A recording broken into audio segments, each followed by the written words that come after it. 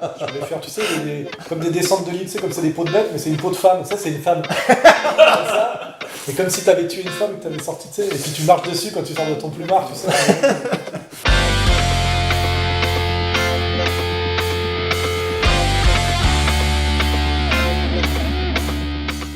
Alain, Eric, Bonjour, rebonjour. vous êtes tous les deux entrepreneurs. Eric, comment as-tu décidé de t'engager dans cette aventure? Au départ, il y a un esprit d'indépendance. Je crois que c'est un petit peu la même chose pour tout le monde. Peut-être que certains, en se lançant dans l'aventure, cherchent d'entrer à gagner de l'argent. C'est peut-être leur espoir premier. Moi, c'était pas le cas. J'avais évidemment l'intention de gagner ma vie correctement, mais c'est pas forcément ce qui primait. C'est-à-dire, j'avais pas l'intention de devenir milliardaire. L'idée, c'était de rester indépendant, de maîtriser mon destin, de maîtriser autant que possible mon emploi du temps, de ne pas être tributaire on va dire d'une hiérarchie, d'un patron qui m'explique heure après heure ce que j'ai à faire ou pas. Il y a déjà assez de pression, d'obligations, de contraintes comme ça dans cette société, et ça je l'ai quand même identifié depuis mon plus jeune âge. Donc arrivé à un moment de ma vie où il était temps de se décider, bien ma foi, le salariat ne me correspondait pas du tout, donc c'était des raisons qui étaient de cet ordre au départ, c'est-à-dire ma liberté, ma liberté de mouvement, de décision. Essentiellement c'était ça, et puis l'envie de créer. Il y a aussi tout un aspect créatif, de pouvoir exprimer les choses comme on les entend. Moi dans mon cas je vends des séjours, donc c'est pas comment dire, j'ai pas besoin d'une grande liberté d'expression, mais par contre j'avais l'intention de faire les choses à ma manière, c'est-à-dire de ne pas attendre qu'on vienne me donner des recettes toutes faites pour créer au jour le jour. Voilà, donc c'était vraiment important pour moi de ne pas me retrouver dans un schéma hiérarchique à travers lequel je ne pouvais pas vraiment m'exprimer comme je le voulais. Quand je dis m'exprimer, c'est-à-dire créer ce que je voulais au moment où ça me semblait opportun. C'était la première raison, c'était ça, c'est garder mon indépendance. Et puis évidemment aussi il y a peut-être l'ambition de faire quelque chose d'original, de nouveau, de marquer un petit peu pas son époque, mais au moins son métier, avec des nouvelles méthodes. Or, quand on intègre un groupe où tout est déjà pré-mâché, préconçu, pré-réfléchi, on n'a pas vraiment la possibilité d'être créatif et de trouver des nouvelles techniques. On peut pas, c'est difficile d'aller voir son patron et lui dire voilà, j'ai décidé, je pense qu'il faudrait lancer telle gamme de produits par exemple. Quand on est son propre patron, on prend le risque. Alors effectivement il y a une prise de risque, enfin là aussi il y a forcément des écueils à éviter, il y a tout un tas de pièges dans lesquels on tombe à un moment ou à un autre, mais tant pis, même en le sachant avant de commencer, si on a un esprit véritablement entreprenant et indépendant, le fait d'être à son compte paraît la logique. J'ai même eu du mal à imaginer une autre façon de voir les choses. J'ai été parfois salarié, ça m'est arrivé par courte période, et à chaque fois j'ai détesté, et à chaque fois j'en suis sorti très vite. Voilà. Moi, ce n'est pas du tout le même parcours, puisque en fait, j'en suis venu à devenir entrepreneur et petit patron en me posant la question de comment maintenir, dans une période très très défavorable, mon indépendance en tant que, on va dire, homme public. C'est-à-dire, je me suis dit, pour pouvoir continuer à faire ce que je faisais avant du journalisme, des livres, c'est-à-dire produire des idées, il fallait à un moment donné que je sois le diffuseur de ces idées, pas seulement le producteur de ces idées. Et c'est vrai que ça m'a obligé à opérer une révolution culturelle, parce qu'en fait, malgré tout, je viens quand même un peu du gauchisme, c'est-à-dire que l'argent, c'est sale, on ne veut pas avoir la responsabilité de la machine à gagner de l'argent, donc j'ai été très longtemps pigiste, parce que je ne voulais pas non plus être intégré dans une structure par esprit d'indépendance, mais je ne voulais pas en créer non plus, donc j'ai été très souvent pigiste chez des patrons, que ce soit Bizot ou Ardisson, et je vendais mes trucs, un peu en freelance comme ça. Et puis à un moment donné, avec la diabolisation, je me suis retrouvé bloqué de partout. Et je me suis dit, si je veux pouvoir continuer à m'exprimer dans l'hostilité générale et puis faire face aussi aux attaques de l'ennemi, j'ai compris que mon efficacité politique serait proportionnelle à mon efficacité économique. Et aussi, c'est vrai, je me suis rendu compte que le journalisme était un métier qui était en train d'être détruit et qu'il fallait que j'en sorte, même avant même de m'en faire virer, de toute façon, que ceux qui essaient de rester dans le jeu, j'en connais plein aujourd'hui, finiraient, comme je dis, journalier agricole, c'est-à-dire corvéable à merci, mal payé, parce que c'est un métier qui s'est effondré en termes d'indépendance, en termes de revenus. Et donc j'ai créé un média, comme tu le sais, j'ai créé une maison d'édition, après j'ai essayé de diversifier un peu, et je te dis, pour pouvoir continuer en fait à produire des idées. Et puis ça a rejoint une analyse politique où je me suis rendu compte que finalement le capitalisme et le socialisme avaient, dans leur évolution historique, une même fonction plus ou moins cachée, qui était l'extension maximale du salariat et la destruction de la libre et petite entreprise, et donc la destruction de la classe moyenne. Et en étudiant la société grecque démocratique en termes de production, etc., je me suis rendu compte que finalement l'homme libre, et il y a un côté matérialiste, l'homme libre était celui qui était économiquement libre, donc était celui qui était propriétaire de ses moyens de production, et que celui-là avait la conscience politique la plus juste, parce qu'il était impliqué dans le réel. Alors que j'ai fréquenté beaucoup de gens, moi, qui prétendaient parler du réel, notamment intellectuels, qui étaient en général des gens qui étaient restés des enfants, c'est-à-dire finalement des fonctionnaires d'État à travers l'éducation nationale, ou des gens qui militaient pour des transformations sociales en restant des purs producteurs de concepts, et qui n'avaient jamais mis les pieds dans une entreprise, qui ne savaient pas ce que c'était qu'un compte d'exploitation annuel, qui ne savaient pas ce que c'était qu'une feuille de paie, et qui en fait savaient finalement très peu de choses de la réalité sociale dont ils parlaient. Et il y a eu cette espèce de tout ça a convergé à un moment donné.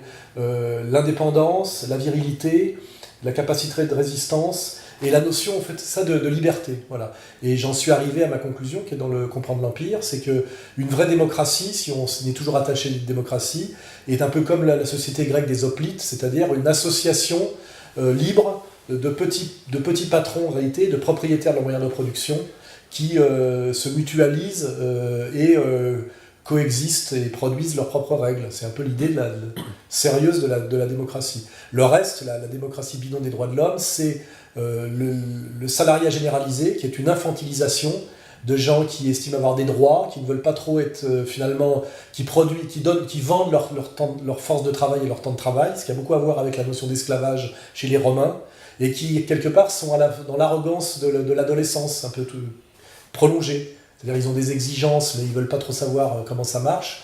Ils veulent la sécurité, entre guillemets, sans l'aventure. Tout ça, enfin, ça rejoint un peu ce que tu dis, c'est qu'à un moment donné, je pense que l'affaissement et l'effondrement d'une société d'hommes, si on veut après définir ce que c'est qu'un homme, a beaucoup à voir aussi avec l'extension du salariat, qui est l'extension de l'irresponsabilité, l'expansion d'une certaine arrogance, l'extension d'une certaine passivité, etc., etc. Donc voilà, l'analyse, elle fait converger tous ces facteurs-là. Et donc je me retrouve aujourd'hui, en venant d'un univers totalement différent du tien, c'est-à-dire l'univers d'un intello un peu ado attardé qui méprisait l'argent et le monde de l'argent. J'en suis arrivé à être un petit patron, et aujourd'hui je dis qui comprend même que son combat politique passe entièrement par le fait de défendre coûte que coûte cette pratique et cette idée. Il faut défendre le petit patron, le petit bourgeois en réalité. Le petit bourgeois, c'est la classe progressiste en réalité, alors qu'avant on crachait toujours sur le petit bourgeois. Voilà. Oui, alors peut-être qu'on peut être petit patron sans aller dans les travers de la bourgeoisie, ça, c'est possible aussi. Non, mais le petit bourgeois, c'était la critique qu'on faisait de tous les réformistes par rapport à le communisme orthodoxe, il faut se replacer dans l'époque. Dès que tu étais déviant par rapport au communisme orthodoxe, tu étais traité de petit bourgeois. Et aujourd'hui, et finalement les mecs un peu malins, les types à la Audiard, où c'est tous les gens d'esprit célinien, revendiquaient plus ou moins, disaient ouais, je suis un petit bourgeois, je l'assume, mais je t'emmerde, tu vois. Parce que finalement, il n'y a rien de plus sympa qu'une société de petits bourgeois, finalement. C'est les mots. Indépendant et libre. Ouais, voilà, c'est sans doute les plus modestes, les plus sympas, les moins cons, Ouais. les moins arrogants et les moins dangereux politiquement, les moins totalitaires, tu vois. Parce que le petit bourgeois, finalement, Il est au courant des il réalités. pète pas plus que son... Ouais, c'est ça, il rêve pas trop, il a des rêves raisonnables, et il veut pas tuer tout le monde. Voilà, il va pas piquer la part des voisins. Oui, oui, il essaye de il faire. sait à peu près comment marche le monde, quoi. Il y a encore des valeurs assez Oui, stables. On Ouais. peut discuter avec un petit bourgeois, il n'y a pas de problème. Éric, tu es, rappelons-le, donc le patron de la société VTR Voyage. Et tu peux revenir un petit peu sur les difficultés que tu rencontres en tant que petit patron de PME. Bah oui, alors elles sont diverses, variées et fatigantes à la longue. Alors, dans mon cas, j'ai, comme tout le monde, évidemment, des pressions venant de l'administration, de la fiscalité. Alors, je constate à travers les années, puisque je suis entrepreneur depuis à peu près un quart de siècle, donc je constate une dégradation évidente. Tout le monde le dit d'ailleurs, hein, j'ai beaucoup d'amis, petits patrons, entrepreneurs, artisans qui en bavent des ronds de chapeau, mais pour l'instant qui bronchent pas en me disant bah, tu sais on peut pas faire grand chose, etc. Moi je suis d'un avis différent. Et donc les difficultés s'accroissent d'année en année. Je crois hier par exemple j'ai reçu une note de la médecine du travail. Donc on est obligé d'envoyer nos salariés se faire ausculter, ce qui est très bien. Il y a un suivi. Bon, là en l'occurrence c'était sur une activité saisonnière où mes salariés sont là 6 à 8 semaines dans l'année. Donc je ne dois pas être normalement responsable de leur santé sur si peu de temps.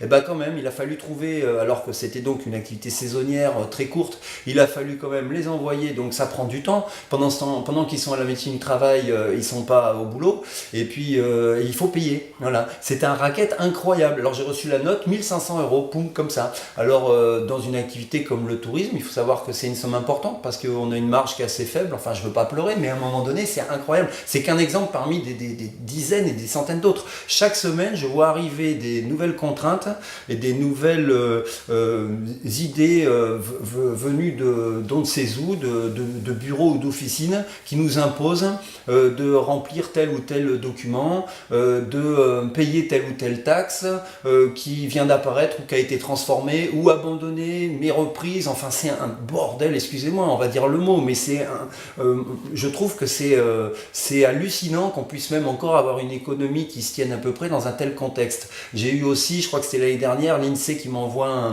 un questionnaire qui m'oblige à le remplir. Moi, j'appelle la personne dont il y avait le numéro pour lui dire écoutez, ça va prendre 2 heures votre truc, moi je suis en plein dans l'opérationnel, j'ai pas le temps.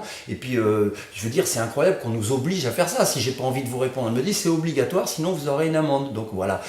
Bon, finalement j'ai été dispensé sur ce coup-là parce que je lui ai dit mais madame, il n'y a pas des gens qui hurlent au téléphone. Elle m'a dit que moi j'étais très courtois par rapport à ce qu'elle entendait à longueur de journée. Donc c'est ça qui est bizarre, c'est qu'il y a vraiment une pression, les gens la ressentent, les indépendants, les artisans, commerçants, patrons de TPE ou PME, pour la plupart ressentent cette pression. Certains hurlent, on a bien vu des mouvements comme les bonnets rouges, des choses comme ça apparaître, mais ça reste quand même assez diffus et sporadique, et je suis assez étonné et bien Marie d'ailleurs qu'on ne soit pas tous groupés pour protester et pour faire cesser cette espèce de dictature administrative qui nous flingue. Alors par ailleurs j'ai d'autres problèmes dont j'avais déjà parlé dans une vidéo grâce à ER, c'est des problèmes liés à de la concurrence déloyale, mais là c'est énorme, ça fait plus de 20 ans que j'ai des adversaires tous plus vicieux et méchants les uns que les autres qui s'évertuent à couler mes boîtes, au vu et au su de tous les grands professionnels qui dominent le marché sur lequel j'évolue, à savoir le ski, donc par exemple le patron de Pierre et Vacances ou celui d'Odalis, François Mariette, que je connais un petit peu, ou d'autres, hein. Il y a tout un tas de fournisseurs, d'hébergeurs traditionnels sur le marché du tourisme qui savent très bien ce qui se passe, qui voient très bien que certaines sociétés comme la mienne sont en danger, voire ont carrément disparu, et je ne parle pas d'une ou deux, je parle de dizaines, ont disparu ces 20 dernières années à cause de ces pratiques déloyales, et n'ont jamais eu le courage, on n'a jamais eu la démarche d'attraper les concurrents félons pour leur demander de se calmer. Voilà, jamais, ils ne sont jamais intervenus alors qu'ils en ont le pouvoir, ils ont le poids suffisant pour ça. Donc là, on va dire que déjà, on s'aperçoit que bon, on le savait déjà, on le sait depuis longtemps, mais la morale a jamais trop existé dans le business, mais alors il y en a de moins en moins, ça c'est clair, voilà. Et puis à côté de ça, et ce qui est pire, c'est que la justice elle-même saisit de ces problèmes. Alors je vous parle pas d'une simple plainte sur un bout de papier, hein, je vous parle d'un dossier qui fait 3 kilos, hein, avec des témoignages en pagaille, etc. La justice elle-même ne nous défend plus. C'est-à-dire que dans mon cas précis, en première instance, on m'a donné raison et accordé une somme importante, pour ensuite en appel m'enlever l'argent qu'on m'avait en confirmant le jugement. En confirmant le jugement, voilà, c'est très En important. enlevant la condamnation. Tout à fait. Merci. Oui. Alain. C'est tout à fait ça. Le juge a dit oui, effectivement, il y a eu concurrence déloyale, il y a eu faute avérée, mais le préjudice n'est pas prouvé, donc il faut rendre les sommes qu'on vous a attribuées. C'est juste incroyable, ça met ma société en danger, et on est en pleine crise, soi-disant. Enfin, il paraît qu'on est tous en train de se poser des questions sur l'économie du pays et du monde. J'ai des CDI, j'en avais 8, j'en ai plus que 4. C'est dramatique. Moi-même, je veux pas chialer, mais ça fait 8 ou 10 mois que je me paye plus sur la structure qui pourtant prend tout mon temps professionnel. Enfin, c'est du délire. Voilà. Donc les difficultés, elles sont immenses. Et puis après, il y a aussi autre chose. Et puis là, j'ai envie de parler un peu des consommateurs eux-mêmes. C'est-à-dire tout à l'heure, Alain parler des salariés qui sont pas toujours... évidemment, il y a toutes sortes de gens et toutes sortes de comportements, mais c'est vrai que le salarié un peu caricatural, il est dans l'attente d'un salaire en faisant le moins possible, il est tout le temps en train de réclamer des choses, mais par contre, en ce qui me concerne, d'ailleurs, je n'ai pas forcément ce problème, mais globalement, les salariés sont rarement solidaires de leur patron dans les difficultés. On voit souvent des patrons se flinguer, je crois que le chiffre, c'était deux patrons de PME par mois ou par semaine qui se mettaient une balle dans notre beau pays. C'est quand même dramatique que des gars en arrivent là, quoi. Et bon, les salariés ne voient pas ou ne veulent pas voir les difficultés auxquelles est confronté l'employeur et disent, bah écoute, si tu peux pas me payer, je m'en vais. Il y a un lien entre salariat et responsabilité. Les types ne veulent pas de responsabilité, c'est ça le mot. Voilà, c'est ça. Ils veulent des avantages, mais pas de responsabilité. Voilà. Et c'est vrai qu'on est dans une société de déresponsabilisation, ce qui veut dire en fait où on délègue l'autorité à une instance. C'est ça. Donc aujourd'hui, c'est même demandé. Les types, genre, je ne veux pas savoir, je ne veux pas choisir, mais par contre, je ne veux pas souffrir. Voilà. Et c'est vrai que c'est une société très malsaine. C'est une société où la virilité et la moralité s'effondrent. Parce que c'est ça que ça touche. Peu de virilité, peu de moralité dans cette délégation. Et effectivement, on est là-dedans. Et puis surtout, il y a toute une idéologie de gauche où le patron serait un enculé, qu'il soit patron du CAC 40 ou petit patron, qui est responsable sur ses biens propres, qui n'a pas droit au chômage, et qui se bat pour sauver les salaires de ses salariés. Il y a toute une idéologie gauchiste où les Besancenot, ou Ariette Laguillière, qui disait patron-travailleur, alors que beaucoup de patrons sont des travailleurs, et certains travailleurs sont des feignasses, et qu'il n'y a aucun rapport entre le MEDEF et le petit patron de PME.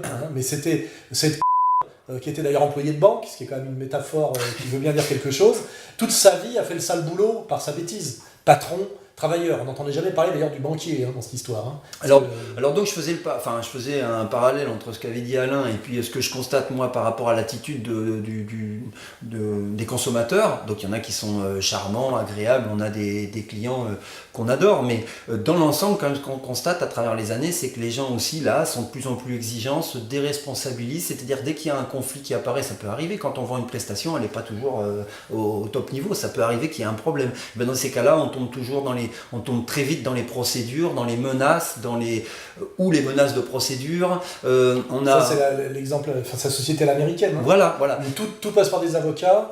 Je t'avais dit hier, je crois que 20% du PIB des États-Unis, c'est les cabinets d'avocats. Oui, tu m'as appris quelque chose. C'est judiciarisation permanente à l'extrême. On le voit, je le vis dans ma vie quotidienne aussi. Moi, je passe mon temps au tribunal. Dans le temps, on allait sur le pré. Ou alors on publiait un article et un contre-article. C'était la tradition française du pamphlet, de l'article virulent. Moi maintenant, dès que quelqu'un n'est pas content de ce que je dis, il m'envoie au tribunal. Et le tribunal ne trie pas, parce qu'il faut bien que tu saches. Il valide tout. C'est-à-dire que normalement, il devrait y avoir une instance qui dit est-ce que cette plainte est recevable ou pas. Du moment que le type porte plainte, il se passe quelque chose. Donc on peut créer un climat de plainte systématique et permanente contre un type uniquement par volonté politique, par exemple. On peut mettre un système en place de harcèlement. Et c'est bien ce que tu vis. Oui, mais même toi, tu peux le vivre aussi. Parce que si on décide à un moment donné de perturber un petit patron, on se coalise et on l'emmerde à tout va. et il passe son temps à être obligé de se défendre. Et c'est vrai que d'un point de vue, ça amène facilement à la dépression, tout ça. Ah bah ça occupe bien en tout cas, hein, c'est sûr. Tout ça, que... c'est la démoralisation. Je dis aussi, il y a cette judiciarisation permanente. Dès qu'un type n'est pas content, il t'envoie un courrier, un truc d'avocat, un truc d'huissier, etc. Alors que souvent les conflits peuvent se régler par une discussion franche en face à face. L'esprit Coubertin et l'esprit Demain sur le pré. C'est un peu perdu. On a interdit le duel à un moment donné parce que ça faisait des morts, mais on devrait, je veux dire presque symboliquement et moralement, il faudrait le réintroduire. Tu vois qu'à un moment donné, les types se retrouvent face à face. Ça rejoint le problème des sports de combat. Au moins dans une cage de MMA. Les mecs se comporteraient souvent mieux. Ah bah oui. Moi, je le sais personnellement par rapport à des attaques que je subis dégueulasses de la part de types qui me fuient physiquement, et je peux te le dire, et qui se permettent de m'agresser à distance par des calomnies systématiques, tu vois, qui est une démarche d'une lâcheté, d'une laideur morale incommensurable, tu vois. Et la société va quand même dans ce sens-là, et c'est très très... Il n'y a plus de confiance, il n'y a plus de contrat-morale, il n'y a plus de parole donnée, tu vois.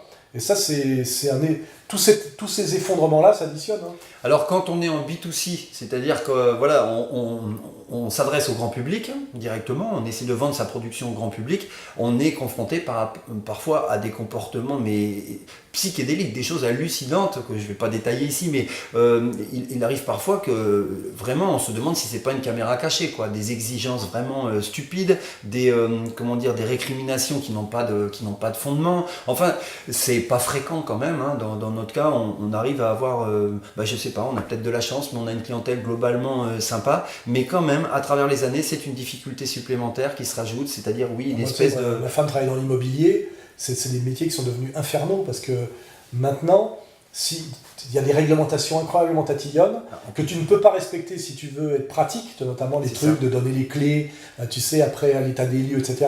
À la moindre petite... à la moindre petite truc qui ne correspond pas exactement à la lettre de la loi, qui est souvent demandé d'ailleurs par celui qui veut louer un appartement, il demande une petite facilitation, après il se retourne contre toi en disant on n'a pas respecté les règles, il bloque le truc, il rentre dans les lieux, il paye pas le loyer, etc. Enfin que des trucs comme ça. Par exemple, il y a aujourd'hui une incitation à l'illégalité habile, tu vois ce que je veux dire, à l'abus, tu vois. Et il y a des gens qui sont devenus des professionnels de ça, tu vois. Et d'acheter sans payer, parce qu'il y a des tas de facilitations, soi-disant. Hein. Ils te demandent... Alors en fait, ça nous arrive que des gens aient des demandes bien particulières, on se met en quatre pour essayer de les satisfaire, et puis ensuite on s'aperçoit que potentiellement c'était peut-être un piège, parce qu'on n'arrive pas à coller exactement à ce qu'on nous a demandé, et puis après on se le voit reprocher alors qu'on a tout fait pour aider la personne. Bon voilà, ce genre de choses existait moins il y a 20 ans. Et ça se développe. Voilà. Donc c'est une difficulté supplémentaire. C'est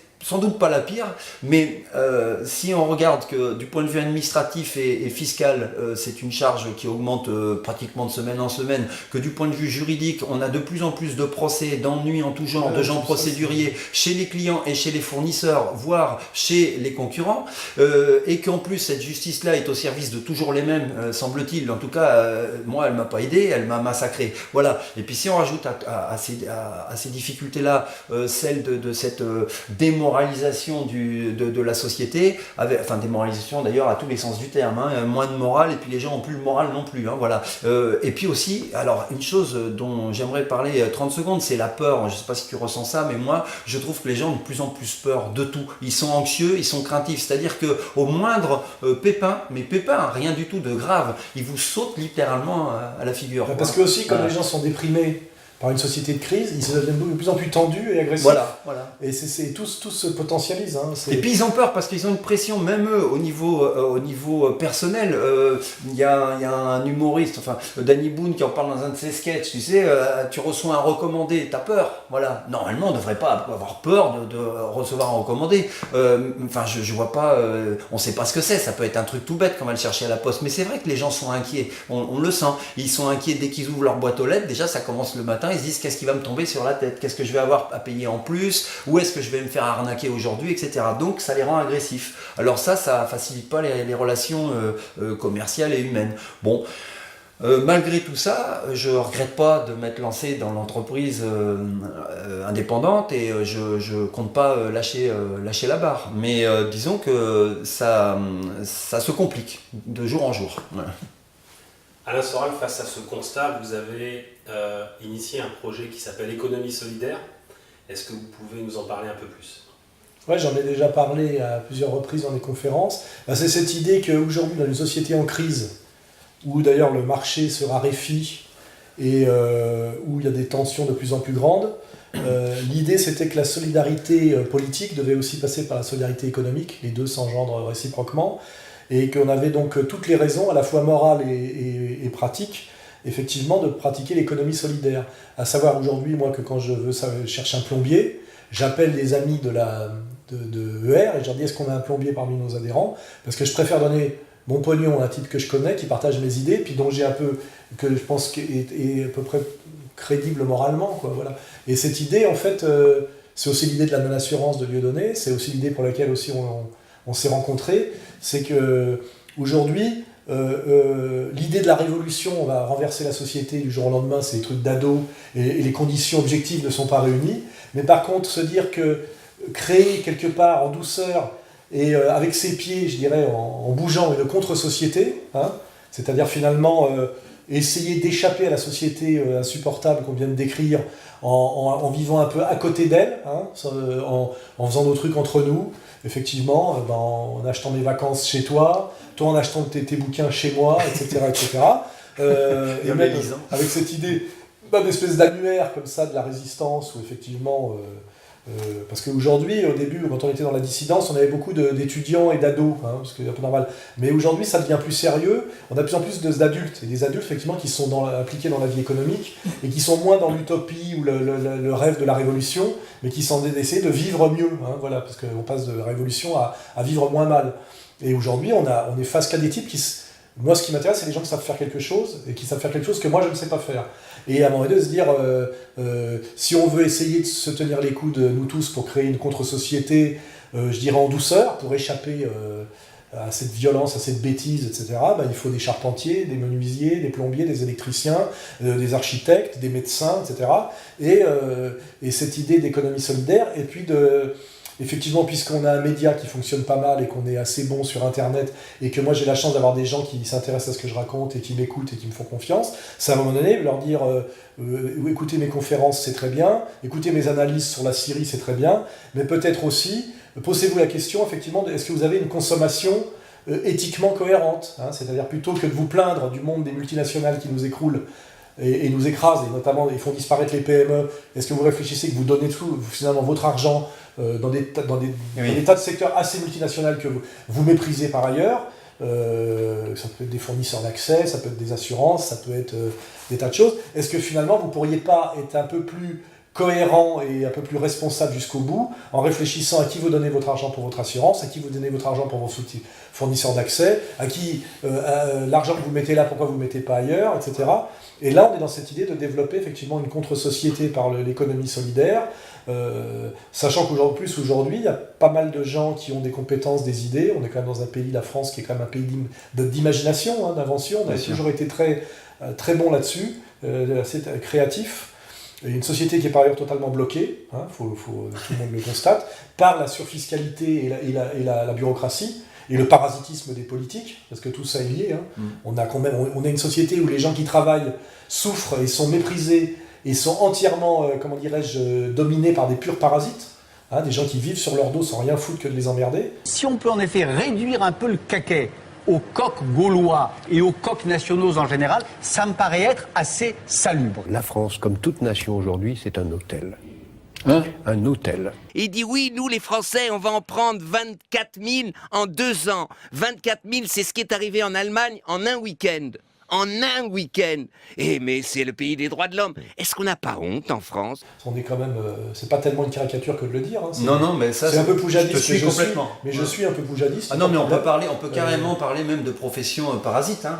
C'est-à-dire tous les gens qui gèrent en fait ce marasme, ils se gavent. Le meilleur exemple, c'est la manière dont, par exemple, est gérée la circulation des voitures à Paris. On voit très bien que la mairie de Paris, qui sont comme une bande de parasites, font tout pour empêcher le travailleur de pouvoir travailler en se déplaçant, en ne pensant qu'aux touristes, aux mecs qui se promènent avec des rollers. Je vois pas, tu vois, par exemple, les voies sur berge, qui étaient une façon de fluidifier la circulation trafic, des bagnoles. Et la bagnole, ça fait partie de la production. Hein. On travaille en se déplaçant beaucoup. La fermeture des voies sur berge n'est pas pour autant accueillie comme une bonne nouvelle par les automobilistes. Ils nous emmerdent pour faire plaisir à 2 ou 3 bobos. C'est en face nord en plus de la Seine, les touristes ils vont de l'autre côté. Donc ras-le-bol des bobos. C'est une entrave supplémentaire à aller travailler dans de bonnes dispositions. On les empêche de se déplacer, donc de travailler, pour faire bénéficier d'un espace, qui est d'ailleurs très souvent vide, des types pour qu'ils puissent faire du roller ou du vélo. Ouais. C'est-à-dire, voilà, c'est systématiquement favoriser le parasite contre le producteur. On est vraiment on peut parler de plus que de lutte des classes, mais un retour à un mépris de classe énorme, c'est que le producteur est systématiquement méprisé par un parasite d'une arrogance politique inouïe, le maximum étant sans doute les petits cons du petit journal de Canal+. Quoi, hein. On voit que systématiquement leur haine et leur mépris va au monde du travail. Et le monde du travail, pas seulement l'ouvrier dont parle Mélenchon pour se prendre pour le petit père des peuples, mais justement le travailleur qui est moins respecté, qui est l'entrepreneur, le petit patron, le petit commerçant, etc. Il y a un mépris haineux de ces gens-là qui sont, en fait, quand on regarde les chiffres, ceux qui produisent les emplois et la valeur ajoutée en France. Hein. En fait, c'est eux la vache à lait c'est eux les producteurs et c'est eux la vache à lait de la fiscalité et c'est eux qui font marcher l'économie. Oui, c'est ça, parce qu'il y a le mépris. Bon, ça, à la limite, on pourrait s'en arranger, mais il y a les taxes. C'est-à-dire casser l'outil. Voilà, on nous tond littéralement. Et ça, je suis pas le premier à le dire. C'est pas très original. On a l'air de se plaindre. Mais cette idée d'économie solidaire aussi. C'est aussi à un moment donné parler des échanges, par exemple, même de retourner à certains trocs, même du troc de service, tu vois. Oui, tout à fait. C'est aussi, l'air de rien, échapper peut-être un peu à la TVA, échapper un peu aussi à l'État totalitaire, tu vois. Sans tricher. Oui, sans tricher. Hein, on trouve des solutions. Et ça se fait d'ailleurs, dans la vie courante, traditionnellement. Bien sûr. Tu vas aider ton voisin à déménager, en échange de quoi il vient de filer un coup de main pour mettre un coup de peinture au plafond. Ouais. Tout ça a l'air de rien. Quand ça se fait dans l'échange comme ça, on échappe au contrôle de l'État, à la fiscalité de l'État, et puis en plus ça crée du vivre ensemble, de la convivialité. Ça redevient, c'est un peu la mode, hein. On en parle un peu dans les médias, oui. mais on en parle plus qu'on ne le fait, parce qu'en réalité, les types, pour des raisons de passivité, de simplicité, qu'est-ce qu'ils font ? Ils regardent Internet, ils regardent le truc qui apparaît en haut sur Google, donc qui est en général le gros truc qui a les moyens, et puis c'est ça qu'ils appellent en premier, et puis après ils se plaignent que le service a été mauvais, qu'on les a traités comme de la merde, etc. Tu vois, là par exemple, il faut donner un truc sur les recherches Internet via Google. C'est vrai qu'en premier, comme tu dis, c'est ce qu'on appelle des liens sponsorisés, donc des sociétés qui ont les moyens de payer très cher, hein, d'ailleurs, ça peut être 2 euros, 3 euros du clic, même qui aboutit à aucune vente. Donc pour être en haut, il faut payer très cher, ça peut aller à des sommes vraiment astronomiques, alors que celui qui est en 3, 4e position, enfin qui est ce qu'on... des fois il est en 3e page aussi. Hein. Voilà. Oui, mais enfin, si on arrive à être en référencement naturel, c'est-à-dire sans payer, hein, on paye quand même un ingénieur informatique pour nous placer à cet endroit-là, mais si un consommateur allait plutôt cliquer sur les gens qui sont en 3, 4e position sur la page Google, c'est-à-dire 3, 4e ou 6e, c'est-à-dire un endroit où ce n'est plus payant, il a des chances de tomber sur une société un petit peu plus authentique, avec un meilleur service, plus humain, parce que c'est pas une grosse boîte qui a eu les moyens de targer. Et peut-être en allant encore plus loin, si à un moment donné, nous, nos sites de réinformation qui ont beaucoup de monde, on pousse notre logique et qu'on avait des sociétés partenaires, on a déjà des sociétés partenaires, mais c'est les nôtres, hein, parce qu'on développe, l'économie qu'on développe permet de faire que des bénévoles puissent être avoir un revenu par ailleurs pour produire du militantisme. Hein. On a créé ce système-là. À un moment donné, on pourrait penser à développer des partenaires économiques en disant voilà, vous êtes dans la logique ER, égalité et réconciliation, sachez que si vous voulez partir en vacances, vous avez cette société, si vous voulez chercher quelqu'un pour de la moquette, vous avez cette société avec qui on travaille, on connaît le patron partage nos idées et vos idées, etc. etc. Je pense que c'est vers ça qu'il faut aller. J'en parle souvent avec Dieudonné, il est dans cette logique-là aussi avec la non-assurance, et si on ne fait pas ça, on est finalement des anti-Besancenot, c'est-à-dire qu'on attend toujours que papa paye, parce que c'est ça leur idée. Hein. Ouais. C'est qu'il y a l'État papa, qui doit finalement donner cet argent de poche qui est de l'argent sale, qu'on ne veut pas gagner, mais qu'on veut bien dépenser, parce que c'est ça l'idée. Les gens, ils n'aiment pas gagner l'argent, mais ils aiment bien le dépenser. Et c'est toujours l'État qui doit le faire. C'est cette idée, c'est très français ça, et c'est très gauchiste. On critique l'État politique, l'État totalitaire, mais on a bien, c'est pareil pour le théâtre subventionné, c'est pareil pour tout le cinéma d'État, etc. C'est très français. On déteste le monde de l'argent. Et on veut que ce soit l'État qui paye, et sans avouer en fait que c'est un circuit de masques où en fait on est simplement quelqu'un qui n'a pas le courage d'assumer que finalement, après un parcours de gauchiste, il tapine pour les multinationales. Parce que c'est exactement ça que tu vois si tu regardes le théâtre du Rond-Point avec l'autre là je me rappelle plus le patron du théâtre du Rond-Point là, qui est toujours sur tous les mauvais combats. C'est pareil, ça c'est des types entièrement dans la main des politiques, dont toute la carrière est également une carrière de lèche-cutage politique, alors qu'ils prétendent dans la culture, et qui est aux antipodes de tout ce qu'on dit là. Donc je pense que il va falloir aller de plus en plus vers ça, économie solidaire, évidemment en validant toi là on se déplace, on vient me voir pour voir si ça tient, non mais si ça tient la route, à la fois au niveau du bilan et puis au niveau humain, et puis à un moment donné vraiment développer ça, en profitant de ce qu'on a réussi à créer déjà, qui est cette position internet un peu dominante, où on est crédible et un peu dominant, par un parcours qui est un parcours d'authenticité et de souffrance, et effectivement offrir plus que du journalisme et de l'opinion ou des informations, à un moment donné offrir aussi du concret. Et puis demander aux gens effectivement d'aller au bout de leur logique. Ils se plaignent de cette société, ils ont compris toute la critique qu'on avait produite sur cette société et ils valident nos analyses. L'idée c'est aller jusqu'au bout maintenant, aller jusqu'au bout dans vos pratiques de consommation et dans vos pratiques quotidiennes et dans vos pratiques économiques. Ça serait, c'est ça qu'il faut, c'est ça même le défi. Sinon, arrêtez de pleurer, parce que finalement, vous dites que cette société, vous ne l'aimez pas, vous n'aimez pas vers là où elle va, mais chaque fois que vous donnez votre pognon, vous la cautionnez en réalité. Ouais. C'est ça, à un moment donné, soyez cohérents, ou sinon arrêtez de pleurer. Et même arrêtez de vous cacher derrière le masque de la réinformation. Parce qu'en fait, vous ne faites pas rien d'autre que de la réinformation pour dire ouais, c'est vraiment une catastrophe qui se passe, etc. Puis finalement, chaque fois que vous mettez de l'argent quelque part, on voit que vous donnez de l'argent aux gens qui font ce qui le pire en Afrique, aux gens qui vendent les médias. Alors on sait très bien, les médias ça appartiennent soit à des marchands d'armes, soit à aujourd'hui des Israéliens, des Israéliens, quoi. On va pas citer de nom, mais voilà. Donc à un moment donné, c'est aller jusqu'au bout de votre... Vous avez compris comment marche le système, vous avez compris ce qu'est le système, vous avez compris que vous ne vouliez pas de ce système, soyez cohérents jusqu'au bout et arrêtez de financer le système.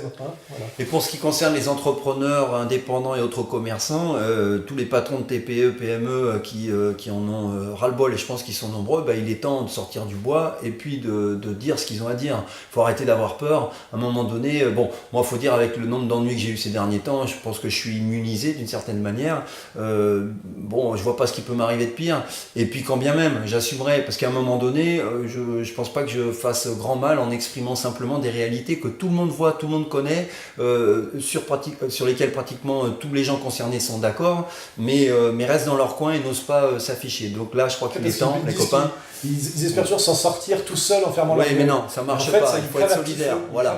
Et alors, tant qu'on n'aide pas, tant que ça va bien dans ta propre société, tu te dis, les autres vont mal, mais c'est parce qu'ils ont mal géré. Seulement le jour où toi-même t'es dans le trou, tu te dis, ah oui, ça aurait peut-être été bien de faire quelque chose de solidaire en amont. Voilà, moi, ça fait longtemps que j'aspire à ça, que j'en parle à des amis entrepreneurs, et à chaque fois, je me fais un peu traiter d'utopique. Quand je dis, les gars, ce serait bien, je sais pas, de faire un fonds commun. Là, il y a la CGPME, ils font ce qu'ils peuvent, mais enfin, c'est pas vraiment sérieux le truc. Moi, ça sert à rien, je suis désolé. Ça ne sert à rien. C'est des gens qui sont à fond dans le système, ne parlons même pas du MEDEF. Ça, c'est pour le CAC 40, c'est pas pour un gars qui a une petite entreprise. Donc, il faut arriver à se grouper, à travailler ensemble, à développer des idées, à en parler ouvertement, à dire voilà, moi, je pense que je vais avoir un problème de trésor dans 6 mois ou dans 3 mois, ou j'en ai un maintenant. Est-ce que des autres entrepreneurs étant en meilleure forme pourraient éventuellement m'aider à charge de revanche? Il y a des choses à faire. Et puis tu parlais d'un truc moi qui m'intéresse personnellement en tant que professionnel, c'est la non-assurance. Honnêtement, dans mon métier, j'en vends des assurances, et même des centaines et des milliers, parce que on la propose propose à chaque séjour. C'est la loi même. Hein. Donc bon, moi, franchement, si ce projet... De toute façon, moi j'ai dit à Dieudo, le jour où c'est vraiment opérationnel, moi je la proposerai cette assurance. On met notre organisation à son service et d'ailleurs réciproquement, tu vois. Voilà. Et encore une fois, et ça vraiment, je tiens à le dire, s'il y a quelqu'un à qui ça déplaît, il va falloir qu'il vienne m'expliquer pourquoi. J'espère avoir même des argumentations frontales à un moment donné. Si moi, je suis sûr, moi perso, j'adorerais acheter mes assurances chez Dieudo plutôt que dans une filiale d'une banque quelconque. C'est les banques qui sont en train de nous flinguer, de nous tondre. Parce que c'est vrai que tant que tu touches pas au business, tu peux faire tous les commentaires que tu veux, le système te laisse parler, tu vois. Mais quand ce que tu dis commence à toucher le business des gros, là ils se fâchent. Tu vois. Et on voit la différence, c'est ceux effectivement qui agacent sérieusement et ceux qui n'agacent pas. Et là, ceux qui agacent sérieusement, c'est qu'ils disent des choses qui peuvent devenir gênantes, tu vois, et donc qui peuvent faire bouger les choses. Et ça, je crois que c'est un peu la conclusion. Hein. C'est ça, c'est que pourquoi nous on a de plus en plus d'ennuis, parce qu'on fait des analyses pertinentes et qu'on propose des solutions qui, si elles étaient écoutées et suivies, pourraient faire un peu basculer les choses, c'est une évidence. Alors que les autres, qui sont que dans le pur commentaire, sans jamais rien toucher à ce qu'il faut soi-disant ne pas toucher, je pense que ça, effectivement, ça peut durer encore comme ça 1000 ans. Ouais. Pourvu que non. Alain Soral, Éric Sanséry, merci.